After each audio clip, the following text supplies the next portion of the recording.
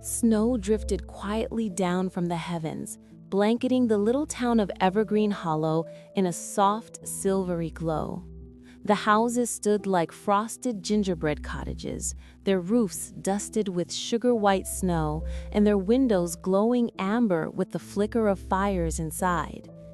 It was Christmas Eve, that one night of the year when time seemed to slow and even the stars above shone a little brighter. Inside one of those homes, nestled at the edge of town, lived the Carter family. Thomas, his wife Mary, and their two children, Lily and Jacob. Their house smelled of cinnamon and pine. A small fire crackled in the hearth, and stockings hung neatly above the mantel, each carefully labeled in Mary's handwriting. The children had spent all week decorating, strings of popcorn, paper snowflakes, and a slightly lopsided angel atop the tree. Now the house had grown still. Only the ticking of the old grandfather clock could be heard, keeping slow rhythm with the dancing shadows on the walls.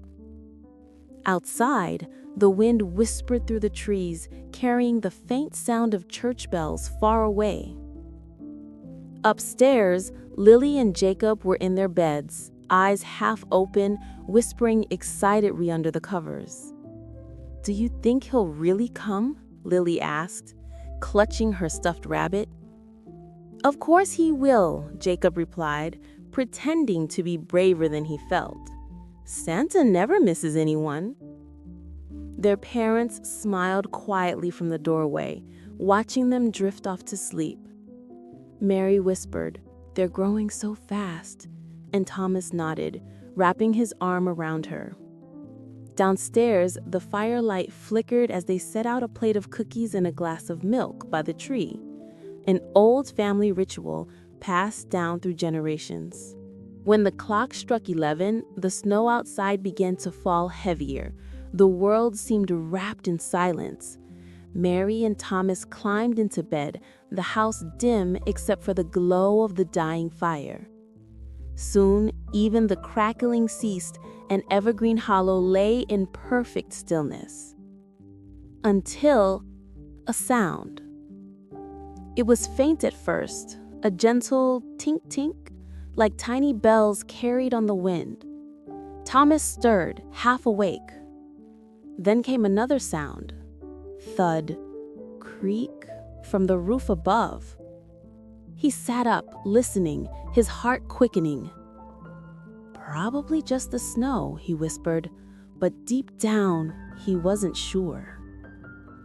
Then a whoosh down the chimney and a soft poof as a burst of ash rose from the fireplace.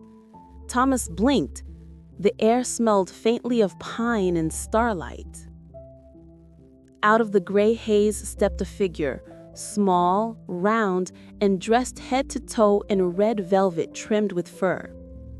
His boots were dusted with snow, and his cheeks glowed like apples. It was him, Saint Nicholas. He looked around with a knowing smile, twinkle-eyed and timeless. His beard shimmered white under the faint glow of moonlight.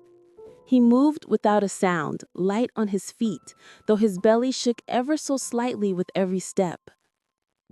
From his sack, he drew toys wrapped in shimmering paper, trains, dolls, and puzzles, each labeled carefully.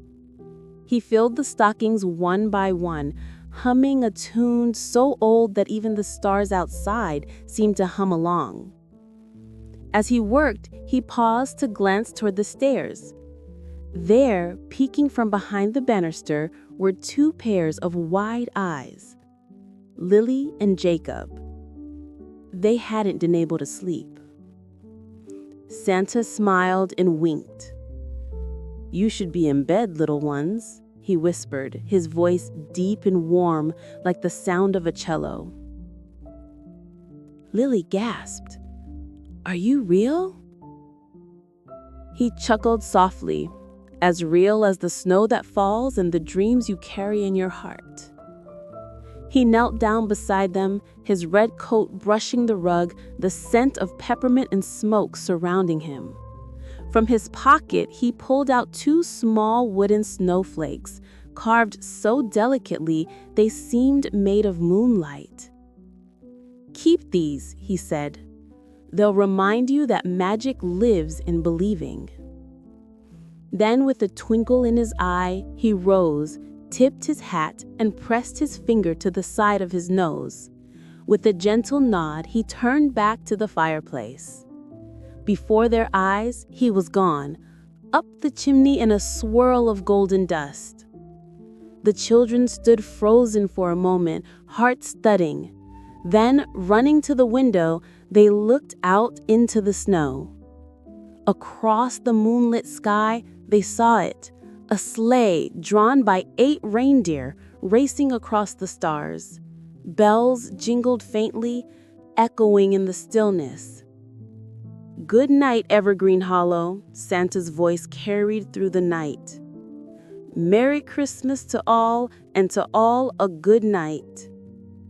The sleigh disappeared into the clouds, leaving behind a faint trail of sparkling light. But the story did not end there. Years passed. The Carter children grew up. The old house remained, still standing proud by the edge of town.